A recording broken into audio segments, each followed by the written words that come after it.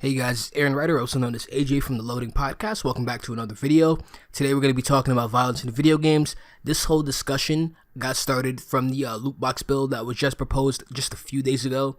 And this is between me and Arthur, so we basically talked about loot boxes and gave our thoughts on that. And then we later transitioned into this whole video game conversation that everyone has been having recently and just give our takes on that. So this is actually a highlight from the podcast. If you're not too familiar with our podcast, you can find it in the link down below, as well as any other platform you listen to podcasts on.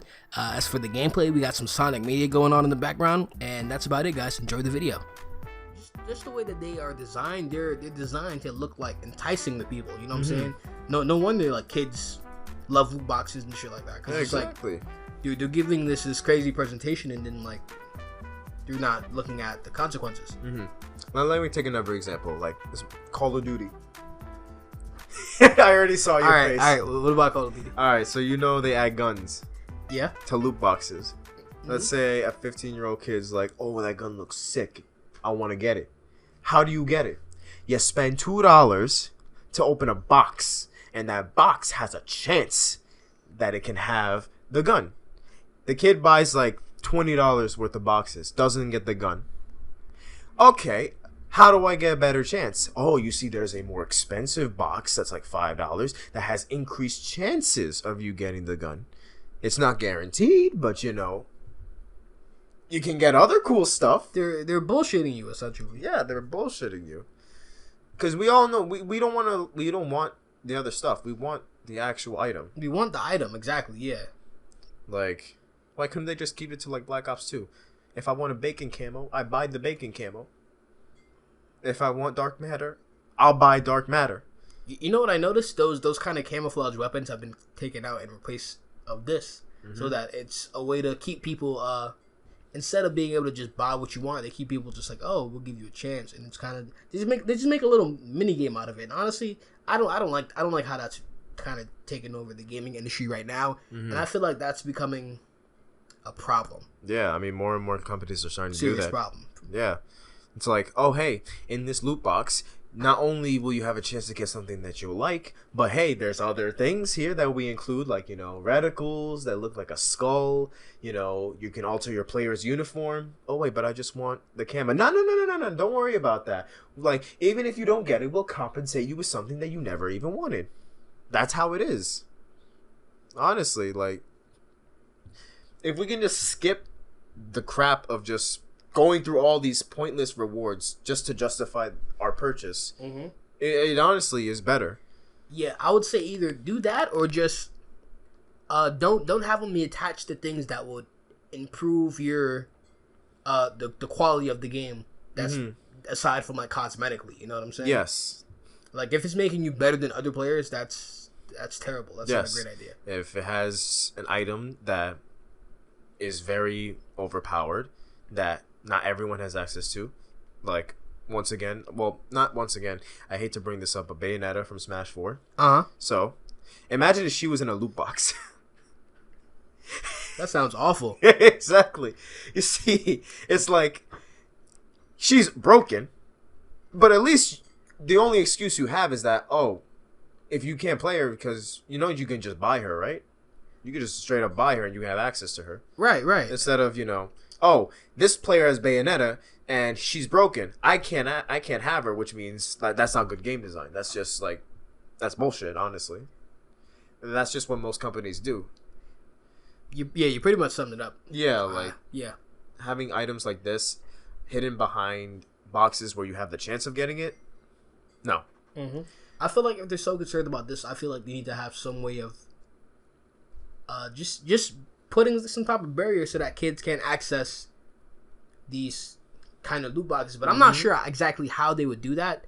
Parents don't even care when they bring an M-rated game to their kid at GameStop. So yes, that's also if they can't even get that one down, I don't even understand how they're gonna possibly, you know what I'm saying, start to get through this one. But hey, yeah, exactly. And also relating to that whole thing with the whole rated M thing with the parents, I always think that it's just if you are a parent, it's your responsibility to essentially monitor and keep track of what your children are playing / watching. Like, as much as people want to say, like, you know, video games are bad, right? It still falls down to the person that's showing their children this. I would say it's your choice. Mm-hmm. If you give your kid access to the video game, that doesn't mean that you still don't have to be a parent. You have to be a parent still. You know what I'm saying? Mm-hmm. You have to regulate everything. You have to be like, okay, all right, I'll give you a few hours. All right, my parents did that. You know what I'm saying? So, there were even days on the weekends they would let me play even longer back when I was a kid. But it's just like, it has to be regulated. They're letting a lot of parents, they're letting their Xbox raise their kid. Yeah, essentially. And that's where the issue begins. Yes, exactly. It begins when you don't have, when all the free time you have is being spent on that thing. Mm-hmm. It kind of just consumes you in that sort of way. You know what I'm saying? Yeah. Just how people get consumed with social media. Just how people get consumed in whatever vice. You know what I'm saying? It's when you have free time. You know what I'm saying? What do they say? The enemy of getting shit done is free time.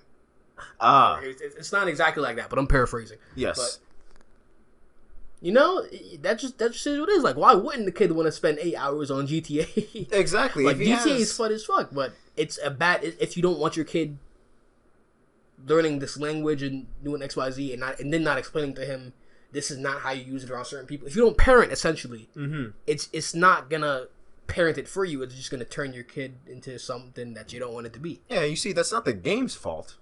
It's the parents' fault. It's the parents' fault. Bro! It's the person that's letting this happen. Like, you have to remember, your child is playing this because you are letting them. Exactly. Like, I think a lot of people just choose to not understand that, or they just choose to ignore the fact and blame it on the medium itself.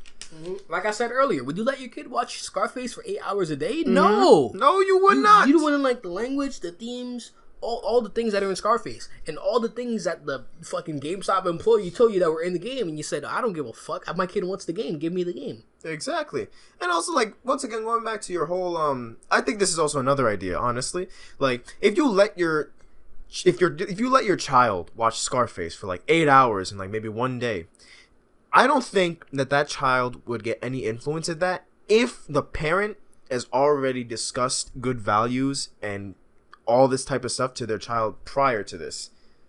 Right. Because, like, for example, I think us as human beings, we know what is good and what is bad if we understand it. Mm-hmm. Like, for example, if I'm gonna go watch an R-rated movie about, like, a guy killing people, right? I know this is a movie, this is a piece of fiction, and I know this is bad. That's not gonna mean that I'm going to do this, because I know it's bad. But then, if a person doesn't know that, and they think that's okay, that's not the movie's fault. Exactly. It's literally either, one, the parent didn't enforce any of that onto their children at a young age. Mm-hmm. Which at that point, I'm sorry to say, that's on the parent's fault. I keep bringing that up. Even that on another note, it's not that to say, even if you play video games, of course you'll pick up things from the games.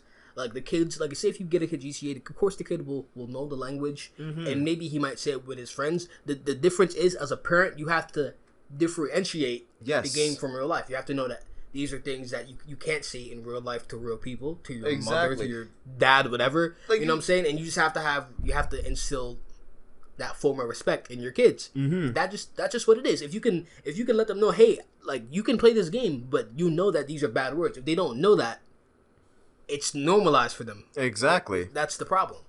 You want your kid to just go out randomly in the street and jack people's cars? You want them to go on rampages? Oh my goodness.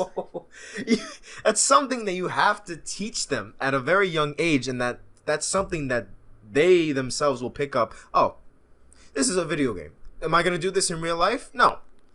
Hell no. Because if you do, what's gonna happen? Exactly, it's not real, right? Nothing good comes out of that. Yeah, that was a great discussion. I like it. It's really good because I think, like, especially nowadays, a lot of people it's never gonna change. People are gonna blame video games for every world problem. World hunger. Yo, people, video games are the crime. Everybody needs a scapegoat, right? Exactly. You know what I'm saying? It's like you mentioned before. History will always repeat itself. I did say that. No matter what happens. But yeah, that was a good discussion. I like that. Alright, we're approaching, But yes, coming up on the 29-minute mark. Alright. see, Nice. Alright. and we still got some a very funny story in my opinion. Oh, yeah, we got a funny story. So, there was